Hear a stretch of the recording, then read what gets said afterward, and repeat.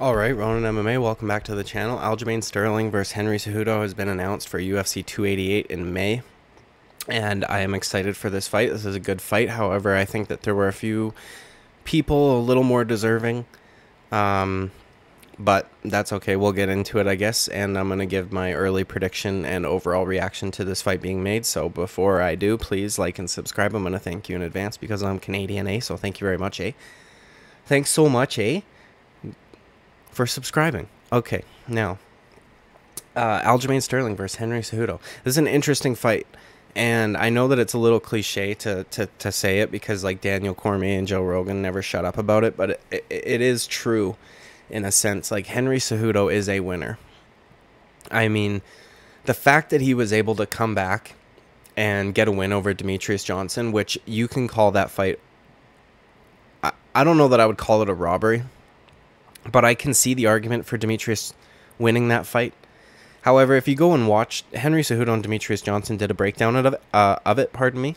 I think that Demetrius all but admits that Henry may have edged him with the wrestling and that. So it's not really a big deal. But even how close that fight was. I mean, the first time these guys fought, Mighty Mouse finished him in like, what, 45 seconds or some shit? Kneed him to the body, like just wrecked him.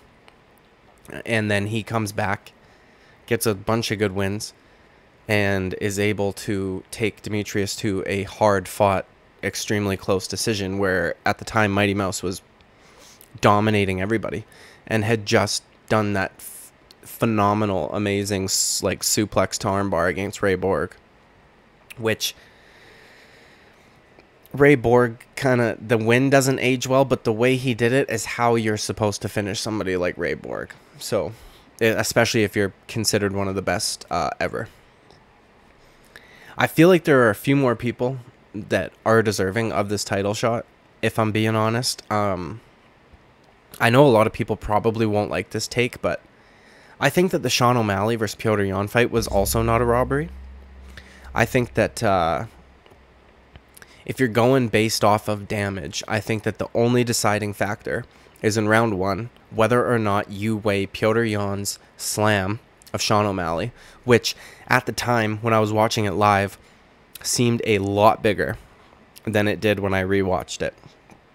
And that was why I gave Petr Yan the first round, because while takedowns don't count as effective grappling on their own, you have to do something with it, which Sean O'Malley, to his credit, was able to get up, Petr Yan didn't land a huge amount of offense on him once he got him to the mat. But there's difference to takedowns, right? And there are definitely takedowns that can cause damage. Like we've seen Jessica Andrade knock out Rose with a takedown. We've seen Jordan Levitt, who's fighting on Saturday, KO a dude with a slam, right? So takedowns aren't built equally. And at the time, when I watched that fight live, in my brain, when I was scoring the rounds, I thought that slam was enough to win Petr Yan the round based on the fact that it could have, because people don't realize this, man. So I've got a really fucked up back. I've got 5 fucked up discs in my lower back, pinched nerves, like all the bad shit that comes with bulge discs. When you get slammed like that, the potential for something like that happening is there, like 100% is there. You could easily, the way that if you pick somebody up and slam them, they could fuck up their spine badly. The problem is that we don't ever see that. It's not visible. It's an internal injury. And so when you're weighing damage during a fight, it's kind of hard because you look at a slam like that, and if you're aware of back injuries or neck injuries or any of that shit, you're like, oh, fuck, dude. Because that's what I think. Anytime I watch somebody get slammed, my back hurts. I'm like, oh no, dude. Because I just know that if I were to get slammed like that, it would fucking hurt, dude. Quite frankly, because when my back gets inflamed, like I'll be hunched over and completely stuck in a hunched over position, and I will literally have to get like my wife to put her foot on my hip of whatever side I am. Like, if I'm hunched over to the right, I have her put her foot on my left hip, and I have her pull my arm and try to yank me straight. And not even that really works. It just helps to kind of stretch it out, relieve it a little bit. But so when I see giant takedowns, that's what I think. I'm like, holy shit, that is potentially camera. Fuck you. New one coming on Thursday. Thank God. That is the first thing that comes to my mind. And so I weigh damage like that. And I know that the judges don't because they can't see it, which is unfortunate, but it is what it is. When I went back and watched that fight, I thought, you know, that slam wasn't actually as big as I thought it was. Fucking goddamn, dude. My camera don't focus. Okay. And I feel that the first round could have been scored for Sean O'Malley. And then obviously there was a round, I don't remember if it was 2 or 3, where Sean O'Malley hurt Petr Yan pretty badly, cut him open real bad. Definitely objectively did more damage, visibly anyways. So I think if you scored that fight for Sean O'Malley, it's not a big deal. I think that either of those guys would be more deserving of a title shot. You could kind of sell a trilogy with Petr Yan. I know he's fighting Merab right now, which bugs me because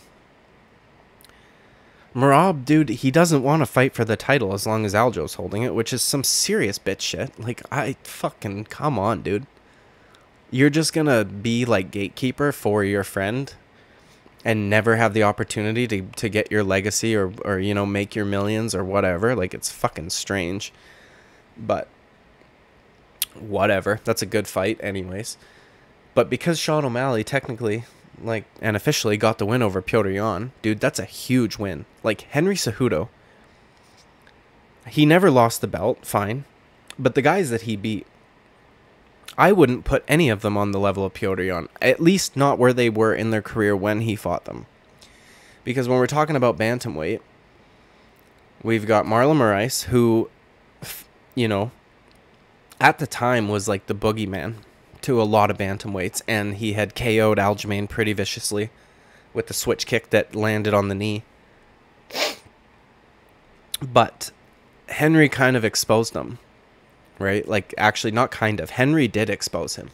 If you can get past the first 5 minutes where he's his most powerful, give him a little bit of adversity to deal with, he's not so scary. And then we saw what happened to Marlon Moraes' career after that, right? And I think he's even since lost in the PFL, which is very unfortunate. A guy who was at one time considered to be like the next bantamweight champion is losing in an organization with lesser talent. With all due respect to the PFL, you guys, the UFC's bantamweight division is one of the best divisions on planet Earth, regardless of promotion. So, and then he beat Dominic Cruz in what was kind of a weird stoppage, but I kind of also at the same time understand the stoppage. Like, it wasn't the worst one I've ever seen, but it wasn't great. And for some reason, I'm drawing a blank on who he beat in the meantime. If there was a fight in between, I can't believe I can't think of that. Who did he beat in between Marlon Moraes and Dominic Cruz? I'm very sorry that this is clunky as shit. I should have looked this up. I didn't really know I was going to go. I just started talking, you know what I mean? So bear with me. He didn't.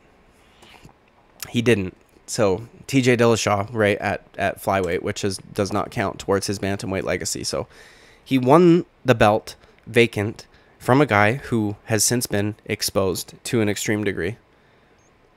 Then he fought an old Dominic Cruz who got the fight simply because his name is Dominic Cruz, and who we've seen have tough fights against guys who are like kind of on the lower end of the top 10, top 15. And like, in fairness, Dominic Cruz has looked pretty good in his last few, but not what he once was, right? And I mean, Henry beat him pretty badly. I was just gonna say Henry got beat up a little bit, but the cut was from the headbutt, so he didn't really. And he was fucking Dominic Cruz's legs up, like, badly. The problem I see is that, well, Henry Cejudo is a very good, underrated striker, especially when he decides to come out like Lyoto Machida in his like karate stance. He's very fast. He's explosive. He's a good striker, man. Like, to TJ Dillashaw was obviously depleted at 125, but the way that he did dispatch of him, and that, I don't know about you guys, but I agree with that stoppage. That stoppage was fine to me. TJ looked like horrible. He was about to fall over again.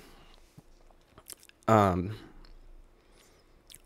would say that Henry Cejudo is a better striker than Aljamain Sterling. There's a few things that Aljamain does really well on the feet, though. He throws a lot of front kicks, or teep kicks, whatever you want to call them, to kind of keep people at bay, right? Keep them at his range. And, you know, if I'm being honest, that's about the only thing he does really well as a striker, but that's okay. It's going to be tricky for a very small guy like Henry Cejudo to get in on Aljamain's range with those things coming at him. And when it comes to grappling, I get that Henry Cejudo is an Olympic gold medalist. We've all heard it a million times. I don't think he necessarily has the advantage in the grappling here. I think that a takedown is one thing, dude. Scrambles are that's all good. But when it comes to like MMA grappling, when you're actually trying to finish a fight, Aljamain Sterling makes Islam Makhachev's body triangle look like shit. And my camera won't focus again. That's great. His back control is phenomenal. And if it wasn't against a guy like Petr Yan, he probably would have gotten a finish. You know?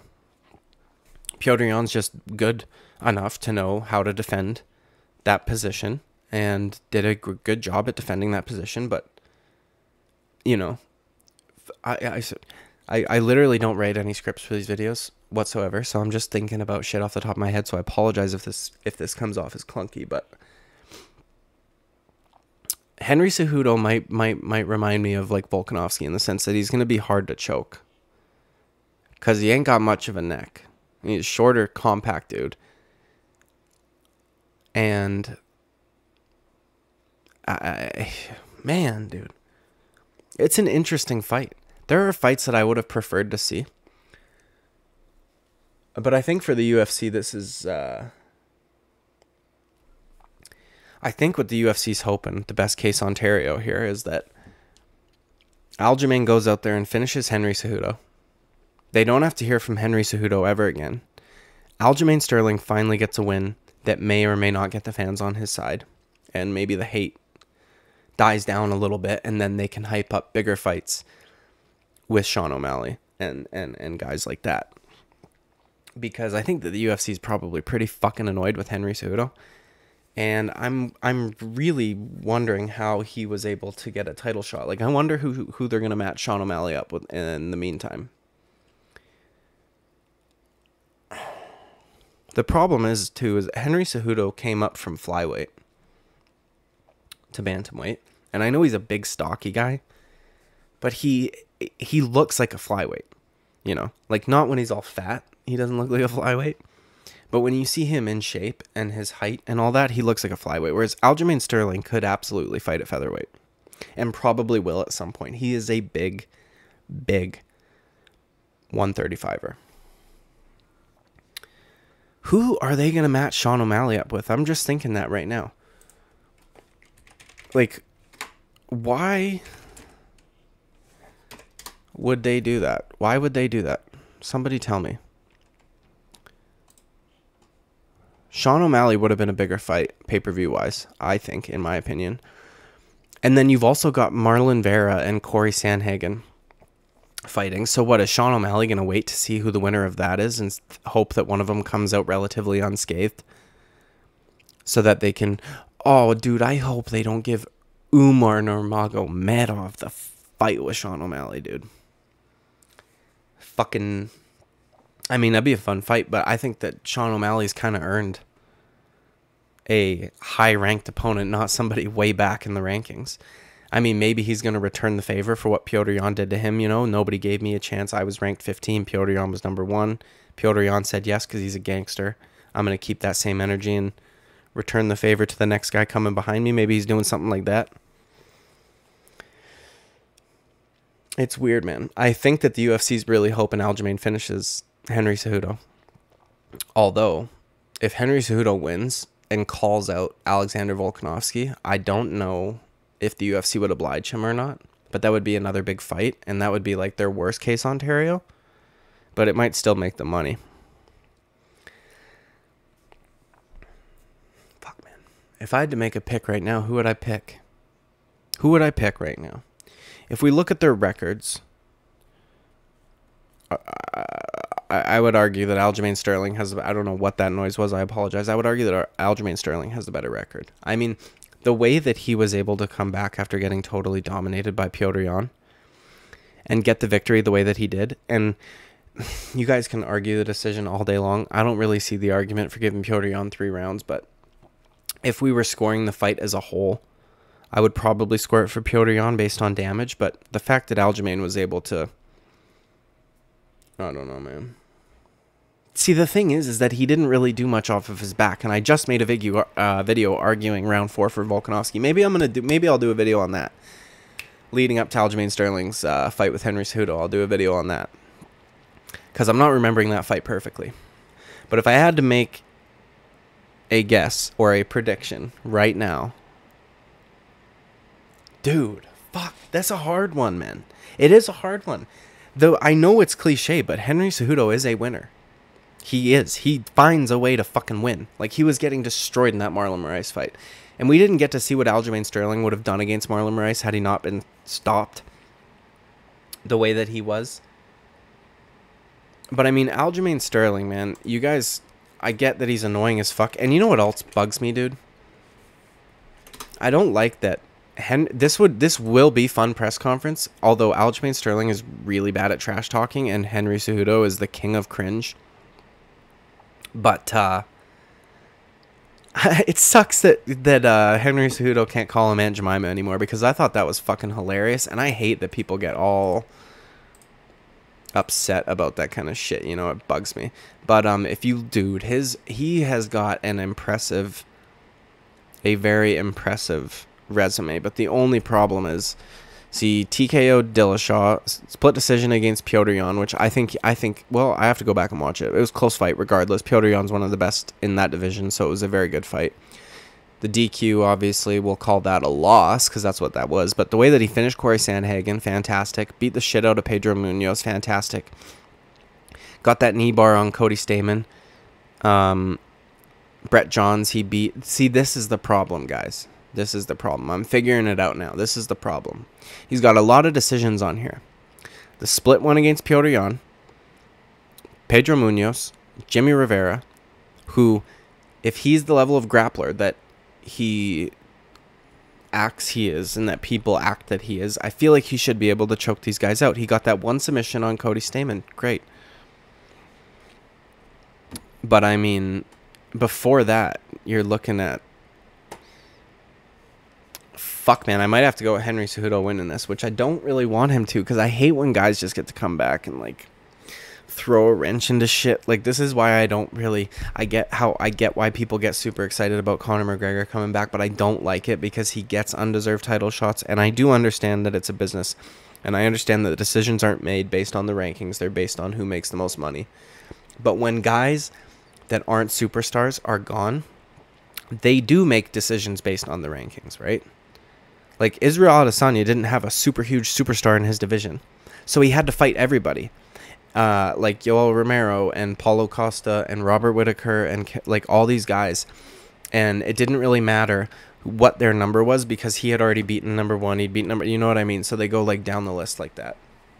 So if Henry Cejudo comes back, that bantamweight division's getting held up. And it's going to be annoying as fuck because he's going to be advocating strongly to go up and fight Alexander Volkanovski. He's already voiced his opinion on that, and I just don't like this shit. And I know that Henry Cejudo's not a huge superstar, so maybe the UFC won't oblige him, and maybe they'll say, no, actually, you have to defend your title, motherfucker.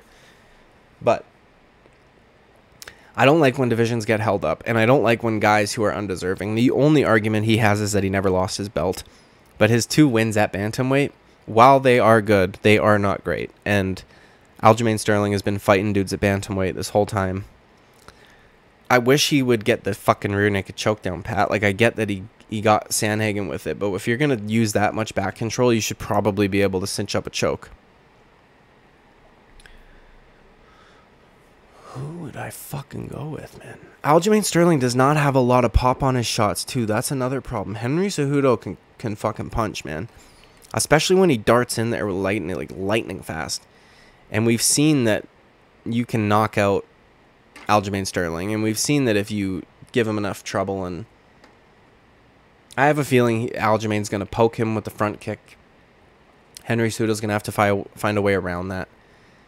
Possibly grab the leg and go for a takedown just to cause a scramble so he can get in tight and land shots.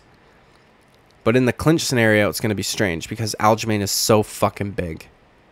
I mean, Marlon Moraes was a big jacked up dude as well.